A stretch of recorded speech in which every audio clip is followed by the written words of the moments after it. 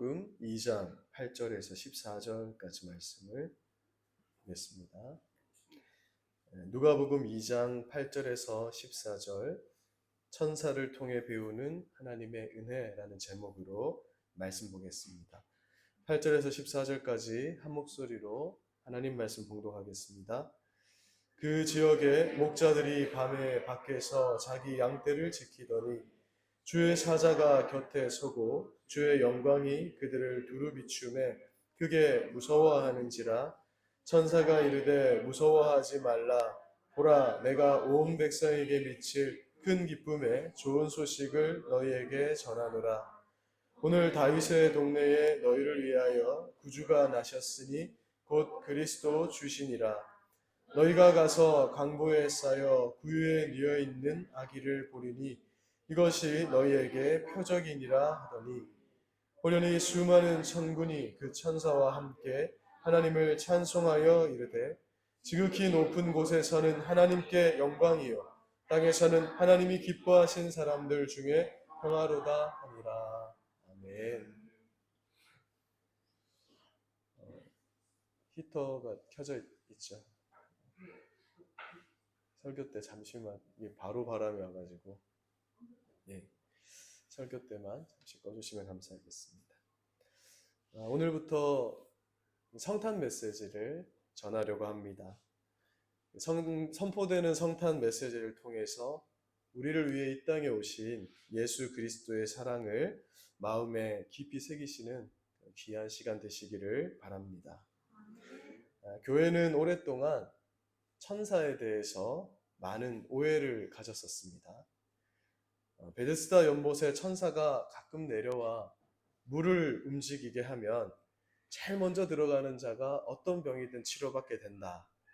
그런 기록이 요한복음 5장 4절에 기록되어 있는 것을 보면 천사에 대한 오해는 상당히 오래된 것을 볼 수 있습니다. 사실 한 장 넘겨주시면 베데스다 연못이 있거든요. 우리가 생각하는 것보다 조그만한 못이죠. 아주 조그맣습니다. 실제로 가보면. 그런데 사실 여기가 온천지대라고 해요. 그래서 한 번씩 뽀글뽀글뽀글하고 이렇게 거품이 올라오면서 물이 움직이는데, 그래서 일어나는 현상이라 지금은 알려져 있지만 당시에는 천사가 와서 거기를 터치한다. 우리나라로 따지면 선녀가 와서 목욕한다, 이런 식으로 천사가 터치를 한다 생각을 했고, 그때 맨 처음 들어가면 모든 병이 낫게 된다라는 그런 전설이 있었다고 합니다. 근데 실제로 낫는 사람도 있었다고 해요. 보통 신경통 환자 이런 분들이 맨 처음에 들어가면 낫게 되는 일도 좀 있었던 것 같습니다. 플라시보 효과처럼. 그래서 이게 소문이 났고, 어떤 비석이 하나 발견이 됐는데 어떤 귀부인이 실제로 신경통을 앓다가 물에 처음에 들어가서 낫게 됐나 봐요. 그래서 기념하는 이런 비석을 남긴 것이 고고학자들이 발견하기도 했는데, 실제로는 큰 병을 가진 자들은 1등으로 들어갈 가능성이 없으니까 낫게 되는 일은 없었겠죠. 그러니까 천사에 대한 오해가 상당히 오래되었다라는 것을 알 수 있는 것입니다. 대체로 천사들에 대한 오해는 천사들을 사람보다 높은 위치에 올려놓고 그들을 경배하는 것으로 이루어졌습니다. 인류는 오랜 시간 동안 천사들을 숭배해왔고 지금도 로마 캐톨릭에서는 그러한 경향들이 고스란히 남아 있습니다. 로마 캐톨릭에서는 매년 10월 2일을 수호천사 기념일로 지정해서 지키고 있고요. 천사의 형상을 만들거나 그들에게 간청하는 기도문을 만들어서 천사를 숭배하고 있습니다.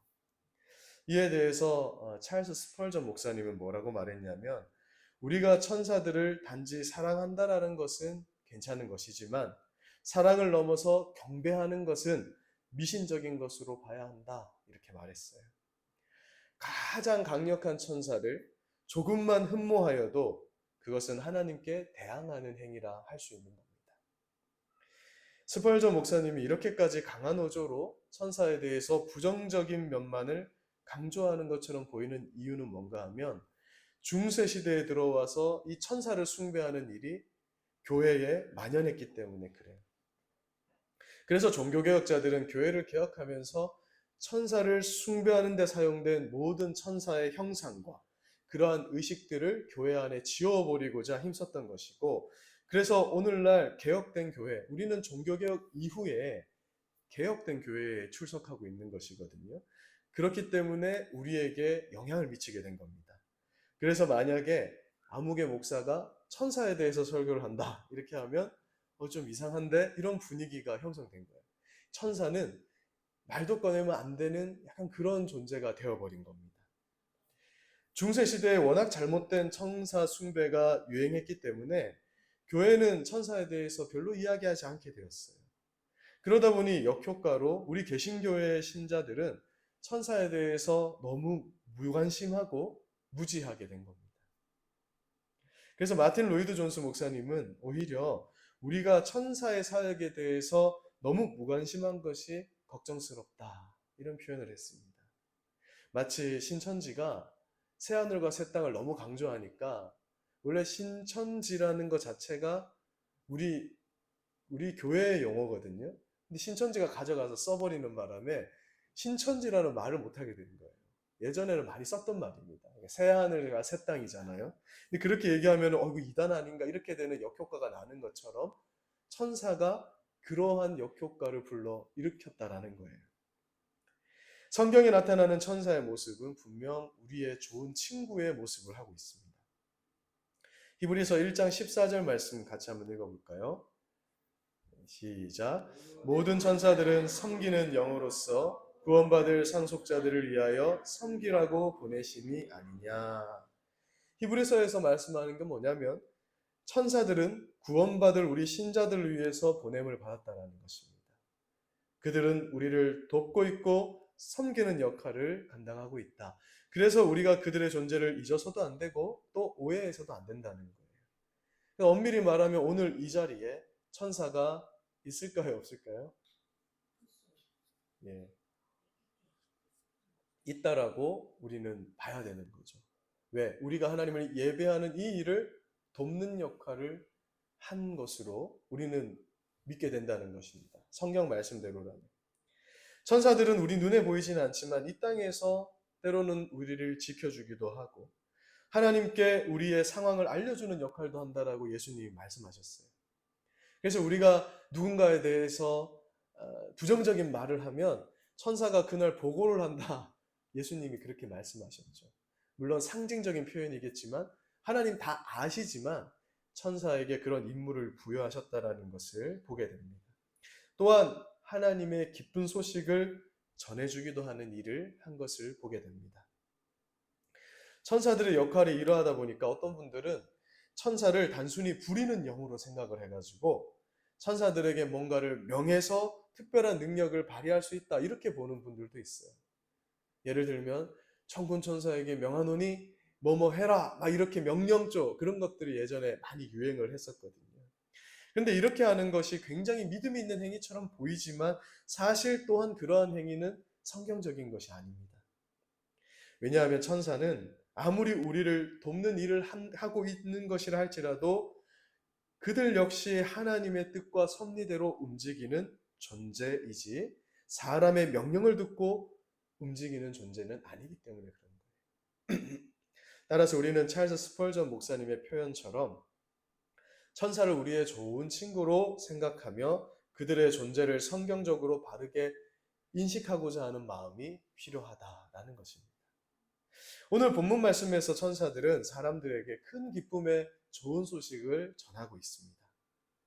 성경에서 천사들은 종종 사람들에게 나타나서 기쁨의 소식을 전하곤 했는데, 오늘 기록된 사건은 그들이 전한 기쁜 소식 중에서도 가장 영광스럽고 복된 소식이라는 것을 보게 됩니다.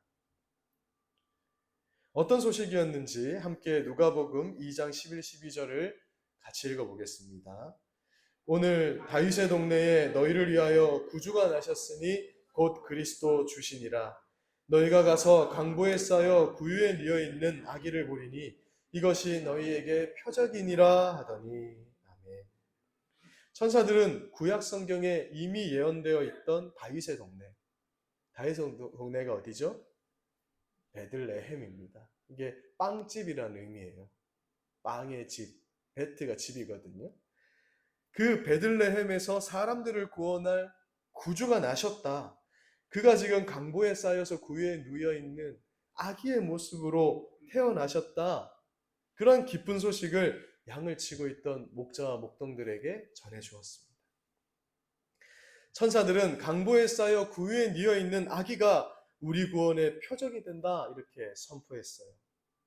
왜 이것이 표적이 되냐면 이는 우리를 위해서 태어나신 예수님께서 왕궁의 침대가 아니라 짐승의 밥통인 구유에 누워 있기 때문에 이 세상에서 구원을 얻기 위해 예수님께 나오지 못할 사람은 한 사람도 없다라는 것을 보여주는 표적이 되었다라는 것입니다. 생각해 보세요. 만약 예수님께서 왕궁의 그런 멋진 황금 침대에 태어나셨다면 이방인인 동방박사가 예수님께 갈 수 있었을까요? 몰라. 동방박사까지는 갈 수 있을지 모릅니다. 그런데 목동과 목자들, 당시 가장 천대받는 직업을 가진 그들이 예수님께 갈 수 있었을까요? 심지어 인간이 타락하면서 함께 저주받은 짐승들이 예수님께 나아갈 수 있었을까요? 몰라. 왕궁에서 키우는 그런 멋진 강아지나 고양이면 모르겠지만 이 짐승우리에 있는 짐승들이 어찌 창조주의 아들이신 예수님의 곁에 있을 수 있겠냐는 거예요. 그러니까 예수님께서 짐승우리에 태어나셨다. 그 강보에 쌓여서 짐승의 밥통에 누이셨다라는 것은 뭘 의미하냐면 이 세상에 예수님께 나오지 못할 존재는 단 한 존재도 없다라는 것을 보여주는 표적이 되었음을 선포하신 사건이었고 그 사실을 지금 천군 천사들이 한 천사가 절하고 있다는 거예요. 그리고 하나님이시지만 완전한 인간 아기로 태어나신 예수님은 당신께 속한 모든 사람의 죄를 다 짊어지고 태어나셔서 사람의 모든 죄를 감당할 수 있게 되었다라는 표적이 되셨다는 겁니다. 사람의 죄는 사람만 감당할 수 있기 때문에 하나님께서 친히 하늘의 보좌를 버려두시고 이 땅에 내려와 사람이 되셨다. 그러니 강보에 쌓여 구유에 누이신 사람 아기 예수님이야말로 우리에게 가장 복되고 기쁜 소식의 표적이 된 것입니다. 한 천사가 이같이 복되고 기쁜 소식을 전하자 수많은 천사들이 그 천사와 함께 아름다운 찬양을 하기 시작했어요. 그들은 무미건조하게 이 기쁨의 소식을 전하지 않았습니다. 그들은 어쩌면 이 세상에서는 없을 가장 아름다운 소리로 지금 기쁨의 소식을 전하고 있습니다. 그들이 어떻게 찬양했습니까? 누가복음 2장 13, 14절을 같이 한번 읽어보겠습니다. 호련히 수많은 천군이 그 천사와 함께 하나님을 찬송하여 이르되 지극히 높은 곳에서는 하나님께 영광이요 땅에서는 하나님이 기뻐하신 사람들 중에 평화로다 하니라. 아멘. 여러분, 놀랍게도 예수님은 사람을 구원하기 위해서 직접 사람이 되셨습니다. 그리고 가장 낮고 비천한 자들까지도 예수님께 나오게 하시기 위해서 비천한 짐승의 밥통인 구유의 자리를 잡고 누우신 거예요. 하나님의 아들이신 예수님이 사람이 된 걸로 또 모자라서 가장 천하고 낮은 모습으로 오신 것입니다. 그리고 천사들은 그 예수님의 오심을 마치 자기의 일인 것처럼 기뻐하면서 영광의 찬양을 부르고 있습니다. 그런데 우리가 여기서 주목할 점이 있는 거예요. 뭐냐 하면 예수님의 오심은 결코 천사들을 위한 것이 아니었다라는 것입니다. 그 옛날 천사들이 죄에 빠져서 타락했을 때는 그들을 구하러 하늘에서 예수님이 내려온 적이 없었습니다. 하나님을 반역했던 천사들의 우두머리였던 사탄이 그를 따르던 수많은 천사들과 함께 하늘에서 쫓겨나 땅에 떨어졌을 때 예수님은 천사들을 위해 하늘 보좌를 내려놓지 않으셨어요. 타락한 천사를 위해서는 영원한 형벌의 장소인 지옥만이 준비되어 있을 뿐이었습니다. 사랑하는 여러분, 이것이 천사와 사람의 차이점이에요. 우리 사람은 하나님의 자녀로 창조되었습니다. 그래서 천사와 사람은 그 창조되는 모습에서부터 차이가 납니다. 천사는 한 천사가 지어지고 그 천사가 여자 천사를 만나서 아기 천사를 낳고 이렇게 번성한 게 아니에요. 여러분, 아기 천사는 없습니다. 그건 소설에서 만들어낸 거예요. 성경적으로 보면 큐피드 같은 건 없는 거예요. 그냥 천사라는 존재만 있을 뿐이에요. 추측컨대 그들은 하나님이 고등어를 만들 때 어떻게 만드셨을까요? 하나님 창조하실 때 고등어야 있어라 하면 수억만 마리의 고등어가 바다에 풍성하게 생기는 거예요. 그것처럼 천사도 한꺼번에 하나님이 천군 천사야 생겨라 했을 때 한꺼번에 창조되는 것입니다. 그러나 하나님의 자녀라 불리는 사람은 어떻습니까?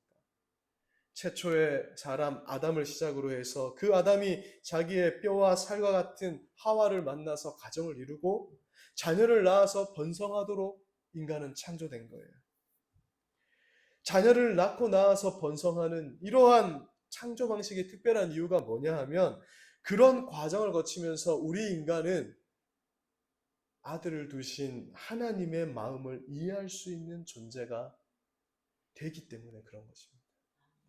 사람은 일반적으로 누군가의 부모가 되어보고 또 누군가의 자녀가 되어보기 때문에 하나님이 당신의 자녀들을 얼마나 사랑하는지를 아는 존재로 창조된 거예요. 우리는 하나님의 사랑을 다 압니다. 성경을 잘 들여다보지 않아도 아는 거예요. 왜? 하나님을 아버지라고 부르는 순간 우리가 우리의 자녀들을 사랑하는 것처럼 하나님이 우리를 사랑하신다라는 것을 깨달을 수밖에 없는 특별한 존재로 창조되었다는 거예요. 그러나 천사가 아무리 멋진 날개를 달고 거룩한 모습을 하고 있다 해도 사람보다 못한 존재로 창조되었다는 점이 바로 이러한 점에서 그렇다라는 겁니다. 예를 들어 믿음의 조상 아브라함은요, 하나뿐인 아들 이삭을 하나님께 바치면서 무엇을 깨닫게 되냐면 하나뿐인 독생자 예수님을 십자가에 못 박으신 그 하나님의 마음을 어느 정도 이해할 수 있게 되는 거예요. 그게 사람이라는 존재라는 겁니다. 하나님이 그걸 우리가 모르기를 원치 않는다라는 거예요. 너도 네 아들을 제물로 바쳐보니까 어떠냐? 근데 나도 아들이 있다. 근데 나는 내 아들을 진짜 십자가의 짐승처럼 찢어서 너희를 위해 내어줄 것이다. 내 마음이 어떻겠느냐? 그런데 내 사랑을 의심하느냐? 이런 메시지가 담겨 있는 거예요. 여러분, 자녀가 아픈 것보다 내가 아픈 것이 낫다고 생각하는 게 부모의 마음이잖아요. 심지어 자녀를 위해서 내 목숨까지도 내놓을 수 있는 것이 엄마의 마음이다. 아빠는 잘 모르겠어요. 엄마는 100% 내놓더라고요. 그죠? 중국에서 막 지진이 일어났는데 그 기사 보셨어요? 아이를 이렇게 안고 어머니는 죽었어요. 근데 그 아이는 살게 되는 그런 이야기. 그래서 우리는 뭘 할 수 있냐면 하나님이 자기 아들을 내어놓은 것이 세상에서 얼마나 큰 사랑이냐는 거예요. 하나님 자신이 죽는 것보다 자기 아들을 내놓는 것이, 죽게 하는 것이 더 큰 사랑이며 그것이 우리를 향한 하나님의 마음이다. 사람은 그렇게 특별한 존재로 창조되었는데 그걸 이해할 수 있는 존재로 우리가 창조되었다는 거예요. 만약 우리도 그냥 너희들은 사람아 생겨라 해서 그냥 수많은 인류가 생겨서 이 지구상에 살게 되는 식으로 창조되었다면 하나님이 아무리 우리를 사랑한다 해도 우리는 그 사랑을 제대로 가늠할 수 없을 거예요. 하나님이 이러한 방법으로 하나님을 이해할 수 있는 존재로 우리 인간을 창조하셨다는 겁니다. 여러분, 좀 극단적인 예지만 내가 키우는 강아지가 아무리 사랑스럽다고 해도 그 강아지를 위해서 내 아들을 강아지로 만들어 대신 죽여서 그 강아지를 살리는 부모가 있을 수 있습니까? 아무리 강아지가 사랑스럽지만 여기 아무도 그러신 분은 없을 거예요. 요한일서 4장 9절은 그래서 다음과 같이 말씀합니다. 하나님의 사랑이 우리에게 이렇게 나타난 바 되었으니 하나님이 자기 독생자를 세상에 보내심은 그로 말미암아 우리를 살리려 하십니다. 하나님의 사랑이 이처럼 예수 그리스도를 통해 우리에게 밝히 알려졌습니다. 이것만으로도 사람은 하나님의 형상대로 지음받은 특별한 존재가 아닐 수 없다라는 거예요. 그래서 사람은 하나님의 마음을 이해할 수 있는 존재입니다. 놀라운 것이죠. 그래서 우리를 향한 하나님의 은혜를 찬양할 수 있는 존재가 바로 우리 사람이라는 거예요. 그러나 천사들은 죽었다 깨어나도 이러한 하나님의 사랑과 은혜를 머리로는 알겠죠. 천사가 아주 독특한 존재니까, 거룩한 존재니까. 그러나 그것을 체감적으로 알 수는 없는 거예요. 왜냐하면 천사들은 누군가의 부모가 되어보고 자식을 낳아보는 경험이 없기 때문입니다. 그래서 성경을 잘 보시면 천사들도 찬양을 하는데 천사들의 찬양 제목은 이렇습니다. 이사야 6장 2, 3절을 보면 천사들은 하나님의 거룩하심을 찬양해요. 그래서 거룩하다, 거룩하다, 거룩하다. 성경에 보면 천사가 여러 종류인데 한 종류는 날개가 이렇게 세 개라고 해요. 날개 한 쌍으로는 이렇게 날고 한 쌍은 눈을 가리고 한 쌍은 다리를 가리고 있습니다. 근데 그들의 찬송 제목은 거룩이라는 거예요. 그러나 우리 사람은 물론 하나님의 거룩하심도 찬양하지만 사람만이 할 수 있는 독특한 찬양의 제목이 있으니 그것이 바로 하나님의 은혜라는 겁니다. 우리가 하나님의 나라에 들어가게 돼도 영원히 부를 찬양의 제목이 은혜예요. 우리를 위해 독생자를 주셔서 우리 죄로 심판받아 죽어야 할 우리를 살리신 하나님의 은혜가 우리의 영원한 찬양 제목이 되는 것입니다. 여러분, 나 같은 죄인 살리신이라는 찬양 다 아시죠? 이 곡은 영국의 존 뉴턴이라는 분이 작사를 한 곡입니다. 근데 이 뉴턴이 어떤 사람이냐면 처음부터 훌륭한 사람은 아니었어요. 처음에는 아프리카 사람들을 노예선에 실어와서 영국에 팔던 그런 노예상이었습니다. 아주 악질이었어요. 당시 노예선을 한번 사진을 한번 보시면, 그림을 한번 보시면, 넘겨주세요. 지금 아프리카 사람들을 이렇게 모아가지고요. 지금 배의 모습인데 이걸 확대해 보면 노예들을 어떻게 싣고 갔냐면 이렇게 물건처럼 꼼짝 달싹할 수 없게 손과 발을 묶고 저렇게 싣고 간 거예요. 그러면 가는 동안 몇 날 며칠이 몇 달씩 걸리겠죠. 근데 그 소변 대변을 보면 그냥 밑에 있는 데 그냥 떨어지는 거예요. 가다가 그냥 많이 죽어요. 그래도 물건처럼 여기니까 그냥 바다에 버려버리고 하는 식으로 싣고 와서 노예로 팔았던 존 뉴턴이 그런 일을 하던 사람이었다는 겁니다. 그런데 어느 날 존 뉴턴이 여느 날과 다름없이 노예선에 이 아프리카 사람들을 같이 싣고 가다가 정말 큰 풍랑을 만나게 돼요. 정말 이거는 죽을 수밖에 없는 풍랑. 그때 그가 어떻게 했냐면 하나님 앞에 살려달라고 무릎 꿇고 기도하기 시작합니다. 왜 그렇게 했냐면 존 뉴턴이 주일학교를 다녔거든요. 영국 사람이니까. 주일학교를 다녔던 그걸 기억하고 그 위기의 순간에 하나님을 기억하고 기도한 거예요. 그래서 이 풍랑이 멈췄고 그는 하나님이 나 같은 죄인도 살리시는 그런 하나님이시구나. 나 같은 죄인의 기도도 들으시는 하나님이구나. 그걸 깨닫게 됩니다. 그 사건 이후로 존 뉴턴은 회개를 거듭하고 이제 노예를 해방하는 사람으로 바뀌게 됩니다. 존 뉴턴이 영국의 노예 해방 운동을 한 사람이거든요. 그러다 작사한 곡이 바로 Amazing Grace, 나 같은 죄인 살리시니. 나 같은 더러운 죄인의 기도도 받으시는 하나님의 은혜를 찬양하는데 일평생 그는 과거에 지은 죄로 인해 극심하게 고통하며 회개하며 그렇게 일생을 보내게 됩니다. 여러분, Amazing Grace는 지금도 전 세계 사람들이 가장 많이 부르는 곡이에요. 미국 노예 해방 때도 Amazing Grace가 울려 퍼졌습니다. 인디언들이 해방될 때도 또한 인권운동이 벌어지는 곳 어디서나 이 Amazing Grace가 울려 퍼집니다. 넬슨 만델라 대통령이 풀려났을 때도 9.11 테러로 그 빌딩이 무너졌을 때도 미국의 신자들은 이 Amazing Grace를 불렀어요. 이처럼 성도는 나 같은 죄인 살리신 하나님의 은혜를 알고 찬양하는 존재라는 겁니다. 나 같은 죄인을 위해서 십자가를 지신 예수님, 그 하나뿐인 아들을 우리에게 주신 그 하나님의 은혜가 바로 우리 사람이 영원히 찬양해야 할 찬양 제목이라는 것입니다. 여러분, 이렇듯 우리를 위해서 이 땅에 오신 예수님을 떠올릴 때 가슴이 벅차지지 않습니까? 하나뿐인 아들을 내어주신 그 하나님의 사랑에 우리의 영혼이 짓눌려져야 됩니다. 여러분, 참된 은혜가 뭐냐 하면요, 참된 은혜는 이 하나님의 은혜와 사랑이 우리의 존재를 짓누를 때 나타나는 거예요. 하나님이라는 존재가 주는 강압과 무서움으로 되는 게 아닙니다.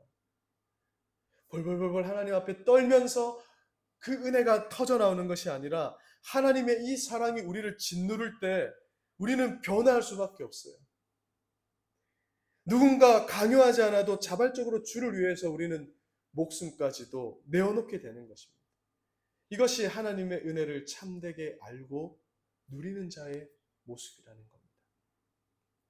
여러분, 천사가 타락했을 때는 은혜가 없었습니다. 그러나 사람이 타락했을 때는 하나님의 독생자가 주어졌어요. 우리는 그 놀라운 사건을 기념하는 감격스러운 성탄절을 올해도 맞이하고 있습니다. 이러한 하나님의 은혜를 생각하는 날이 바로 성탄절이고요. 그리고 우리가 그 하나님의 은혜를 더욱 깊이 있게 생각해 볼 수 있게 하는 존재가 우리의 좋은 친구인 천사들인 것입니다. 본문 말씀에서 천사들은 인간을 향한 시기심에서 여러분 얼마나 자유합니까? 천사들은 사람을 부러워하거나 시기하지 않습니다. 오히려 그 기쁜 소식을 전하면서 함께 기뻐하고 찬양하고 있어요. 그래서 우리가 여기서 유추해 볼 수 있는 건 뭐냐면, 사탄이 왜 사탄이 되고 그를 따르던 천사들이 왜 악한 영이 됐는가? 그들은 아마 사람들을 향해서 시기와 질투를 했기 때문에, 그러면서 하나님께 반역했기 때문이 아닌가 생각해 보게 됩니다. 그러나 이 천사들은 지금 너무나 자기의 일처럼 이 일을 기뻐하고 있어요. 그래서 시편 8편을 볼 때 우리를 천사보다 더 나은 존재로 창조했다 했거든요. 하나님 바로 밑에 존재가 바로 우리 인간이거든요. 그렇다면 우리가 이 천사들의 이러한 점을 담고자 힘써야 되지 않겠습니까? 따라서 스펄전 목사님의 표현처럼 우리는 천사를 경배하거나 숭배해서는 안 될 것이지만 이 천사들을 사랑하지 않을 수 없다. 그리고 이 천사들을 배우지 않을 수 없다라는 겁니다.